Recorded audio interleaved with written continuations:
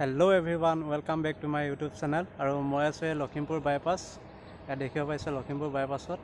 আৰু আপোনালোকক এটা জেগা দেখাবলৈ লৈ গৈ আছোঁ। আপোনালোকে মোৰ ভিডিঅ'বোৰ চাওক আৰু উপভোগ কৰি যাওক। আমাৰ লখিমপুৰৰ জনপ্ৰিয় চিত্ৰকাৰ নীলিম মহন্ত দাই আঁকিছে দুখন ছবি, আৰু সেই দুখন ছবি দেখাবলৈ আপোনালোকক লৈ গৈ আছোঁ। আপোনালোকে মোৰ ভিডিঅ'বোৰ চাওক আৰু উপভোগ কৰি যাওক।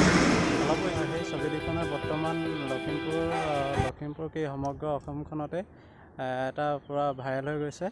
আৰু সেই দুখন ছবি দেখাবলৈ আপোনালোকক লৈ গৈ আছোঁ। আপোনালোকে চাওক ভিডিঅ'টো। আৰু শেষলৈকে দি আছে যদিও আপোনালোকৰ কাৰণে ভিডিঅ'টো বনাইছোঁ, আপোনালোকে চাব বুলি আশা থাকিলে।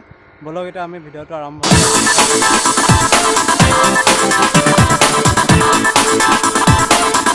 বলক দেখাবলৈ তোমালোকক চাই থকা ভিডিঅ'টো।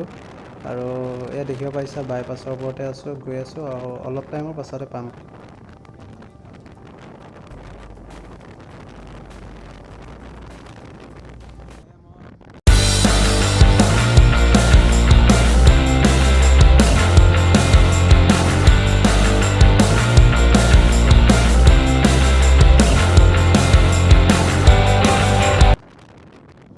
দেখিব পাইছে তিতি আহি আছোঁ বৰষুণত।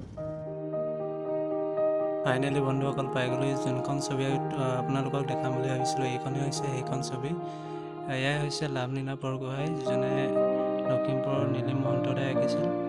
আৰু চাওক কিমান সুন্দৰকৈ আঁকিছে তেওঁ। বৰ্তমান ছবিখন অংকন কৰা হৈছে অভাৰব্ৰিজৰ তলত চাবটিত। আৰু এয়া দেখিব পাইছে লাভলীনা বৰগোহাঁই 2021 চনত তেওঁ ব্ৰঞ্জ পদক পাবলৈ সক্ষম হৈছিল। আৰু তেওঁ হৈছে আমাৰ অসমৰ গৌৰৱ। আৰু নীলিম মহন্ত দাই তেওঁক অংকন কৰিছে বহুত সুন্দৰকৈ।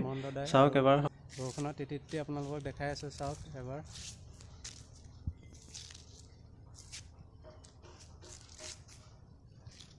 ভিডিঅ'টো ইমানেই আছিল। যদি আপোনালোকে ভিডিঅ'টো অলপ চাই ভাল পালে তেতিয়াহ'লে লাইক, শ্বেয়াৰ এণ্ড ছাবস্ক্ৰাইবটো কৰি দিব।